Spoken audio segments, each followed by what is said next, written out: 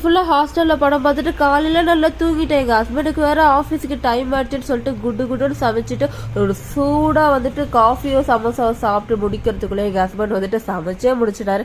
என்னடா பண்ணிருக்கான்னு சொல்லிட்டு ஆர்வமா குக்கரை ஓபன் பண்ணி பார்த்தா இந்த கோயம்புத்தூர் ஸ்பெஷல் பருப்பு சோறு தான் பண்ணியிருக்காரு. எங்க ஊர்ல எல்லாம் இது மாதிரிலாம் பண்ணவே மாட்டாங்க. அதுக்கு பேர் எங்க ஊர்ல பிஸ்மில்லா பாத்துன்னு சொல்லுவாங்களா இல்ல அதுக்கு வேற ஒரு பேர் இருக்கான்னு என்னன்னு தெரியல. அதுக்கு சைடிஷா உருளைக்கிழங்கு நல்லா ஃப்ரை பண்ணிட்டு ஒரு வாட்டி இந்த தோசை சுடும் போதும் எப்பா எனக்கு ஒரு வழியாயிடும்.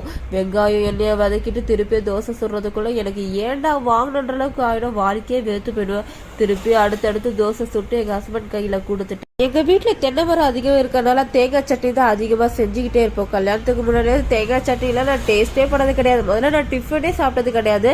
கொஞ்சமா தோசையை மட்டும் சுட்டுட்டு ஏன்னா இதுக்கு மேல என்னால தோசை கூட சண்டையே போட முடியாது சொல்லிட்டு அவர் சமைச்சு சாப்பாடு தட்டிலே போட்டு கொடுத்துட்டேன். மறக்காம இந்த வீடியோக்கு சப்ஸ்கிரைப் பண்ணுங்க, லைக் பண்ணுங்க.